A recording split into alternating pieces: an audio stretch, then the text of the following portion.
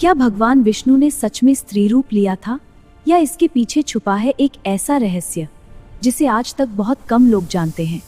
क्या सच है इसके पीछे? क्या है मोहिनी एकादशी और क्यों इस दिन को इतना शक्तिशाली माना जाता है? क्या इसका संबंध किसी ऐसी घटना से है जिसने पूरी सृष्टि की दिशा बदल दी थी? क्या सच में भगवान ने मोहिनी अवतार लिया था, या ये सिर्फ एक कहानी है?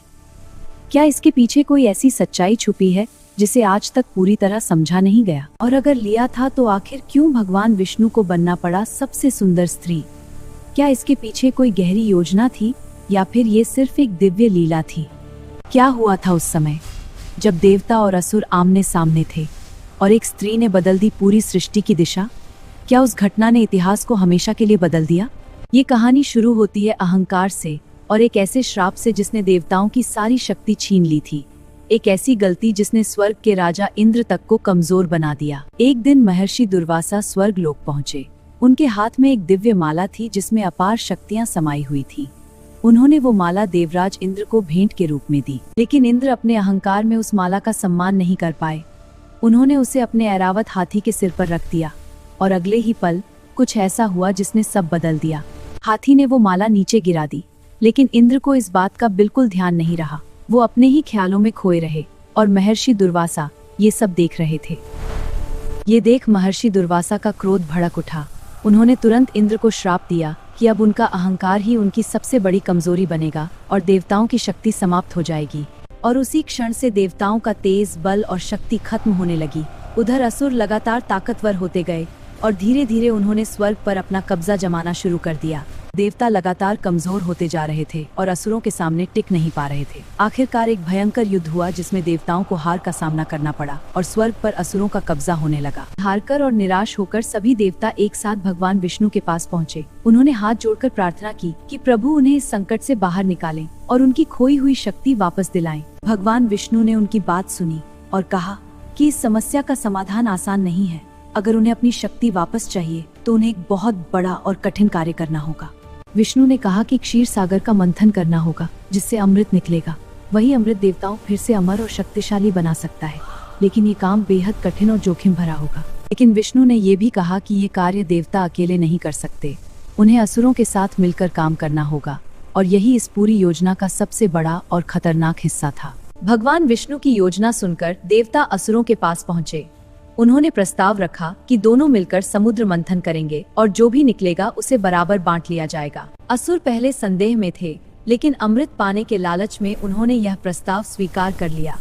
उन्हें लगा कि अमृत मिलते ही वे हमेशा के लिए अजय हो जाएंगे। अब शुरू हुई तैयारी। मंदराचल पर्वत को मंथन की मथानी बनाया गया, लेकिन इतना विशाल पर्वत समुद्र तक ले जाना आसान नहीं था। इसके लिए भी दिव्य सहायता की जरूरत पड़ी। भगवान विष्णु ने अपनी शक्ति से मंदराचल पर्वत को समुद्र तक पहुंचाया।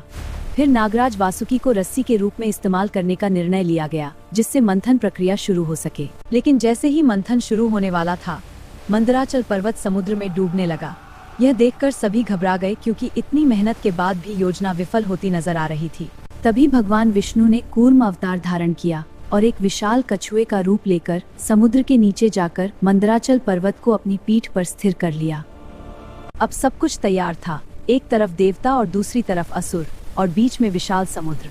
दोनों ने वासुकी नाग को पकड़कर पूरी ताकत से मंथन शुरू किया। जैसे जैसे मंथन तेज होता गया, समुद्र में हलचल बढ़ती गई। लहरें ऊंची उठने लगीं और पूरी सृष्टि इस प्रक्रिया के प्रभाव से कांपने लगी। और फिर अचानक समुद्र से निकला सबसे खतरनाक विष, हलाहल।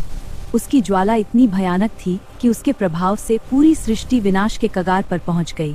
हलाहल विष की ज्वाला इतनी भयानक थी कि देवता और असुर दोनों डर गए। किसी के पास इसका समाधान नहीं था और ऐसा लग रहा था कि पूरी सृष्टि विनाश की ओर बढ़ रही है। तब सभी देवता भगवान शिव के पास पहुंचे और उनसे प्रार्थना की कि वे इस विष से सृष्टि को बचाएं। शिव ने बिना देर किए इस जिम्मेदारी को अपने ऊपर ले लिया।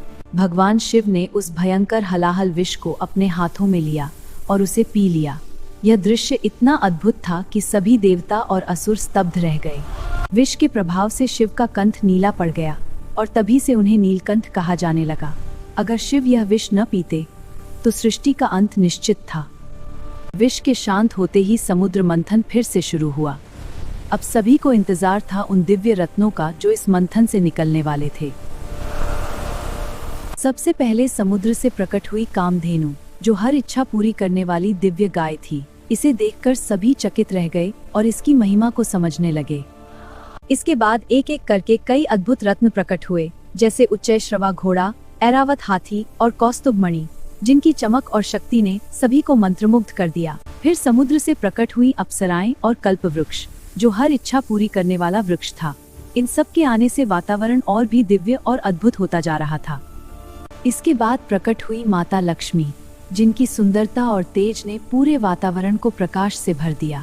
सभी देवता उनकी महिमा देखकर नतमस्तक हो गए। माता लक्ष्मी ने भगवान विष्णु को अपना पति चुना और उनके साथ विराजमान हो गईं। यह दृश्य सृष्टि के संतुलन और दिव्यता का प्रतीक बन गया।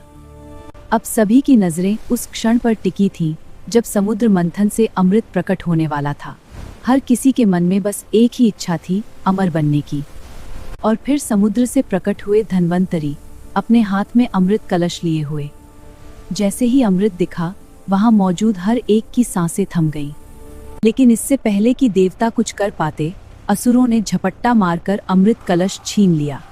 अब स्थिति और भी खतरनाक हो चुकी थी। असुरों के हाथ में अमृत आ चुका था और अब वे उसे खुद के बीच बांटने लगे। देवता असहाय होकर बस यह सब देखते रह गए।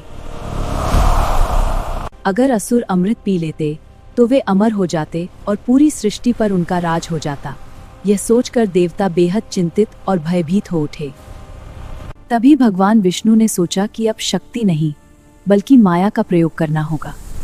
उन्होंने एक ऐसी योजना बनाई जो किसी ने पहले कभी नहीं सोची थी। और फिर भगवान विष्णु ने लिया मोहिनी अवतार, एक ऐसी स्त्री का रूप जिसकी सुंदरता को देखकर कोई भी अपना होश खो दे। जैसे ही मोहिनी असुरों के सामने आई, सभी उसकी सुंदरता में पूरी तरह खो गए। उनकी नजरें हट ही नहीं पा रही थीं और उनका ध्यान अमृत से हट गया। मोहिनी ने मुस्कुराते हुए कहा कि वह अमृत को बराबर बांट देगी, लेकिन सबको उसकी शर्तें माननी होंगी। असुर बिना सोचे उसकी बात मान गए। देवता यहाँ बैठो, असुर वहाँ। मोहिनी ने देवताओं और असुरों को अलग अलग बैठा दिया और फिर चतुराई से अमृत बांटना शुरू किया। लेकिन असुरों को अब भी कुछ समझ नहीं आ रहा था। मोहिनी एक एक करके अमृत केवल देवताओं को देने लगी, जबकि असुर उसकी सुंदरता में खोए हुए बस उसे देखते रह गए और कुछ भी समझ नहीं पाए। लेकिन तभी एक असुर राहु ने चालाकी दिखाई और देवताओं के बीच बैठकर अमृत पी लिया, जिससे स्थिति अचानक बदलने लगी। सूर्य और चंद्रमा ने राहु को पहचान लिया और तुरंत भगवान विष्णु को संकेत दिया।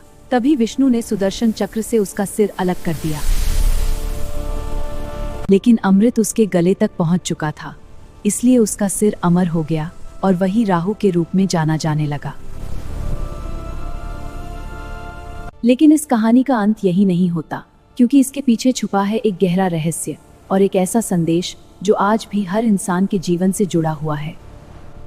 मोहिनी अवतार सिर्फ एक सुंदर स्त्री की कहानी नहीं है, बल्कि यह बुद्धि, रणनीति और माया का प्रतीक है, जो यह सिखाता है कि हर जीत ताकत से नहीं होती। तो अब आप खुद सोचिए, क्या भगवान विष्णु ने सच में स्त्री रूप लिया था, या यह एक ऐसा प्रतीक है जो हमें जीवन की गहरी सच्चाई समझाने के लिए बनाया गया है? यह कहानी सिर्फ एक घटना नहीं, बल्कि एक सीख है जो हमें यह समझाती है कि सही समय पर लिया गया निर्णय ही सबसे बड़ी ताकत बन सकता है। जहाँ शक्ति काम नहीं आती, वहाँ बुद्धि और सही समय पर लिया गया निर्णय ही सबसे बड़ा हथियार बन जाता है। और यही इस पूरी घटना का सबसे बड़ा संदेश है। मोहिनी ने किसी युद्ध से नहीं, बल्कि अपनी चतुराई से असुरों को हराया, और यही कारण है कि इस अवतार को सबसे रहस्यमयी और अनोखा माना जाता है। अब बात आती है मोहिनी एकादशी की, जिसे इस पूरे घटनाक्रम से जोड़ा जाता है और जिसे बहुत ही पवित्र और शक्तिशाली दिन माना जाता है।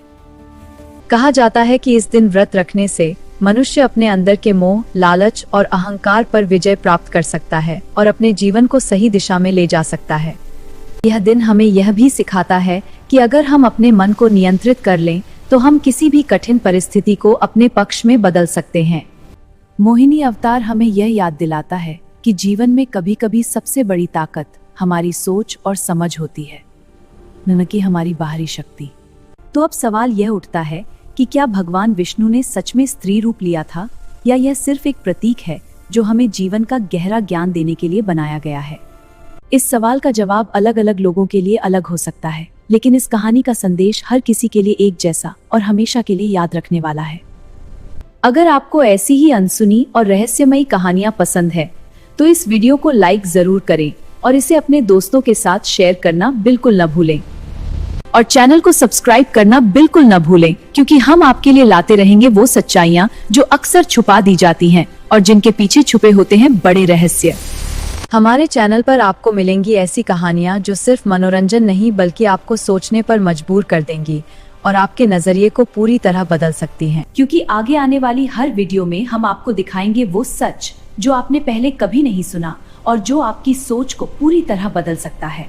फिर मिलते हैं अगली वीडियो में एक और अनसुनी और रहस्यमयी कहानी के साथ। तब तक के लिए जुड़े रहें दिव्य स्टोरी के साथ और सीखते रहें इन छुपी हुई सच्चाइयों को।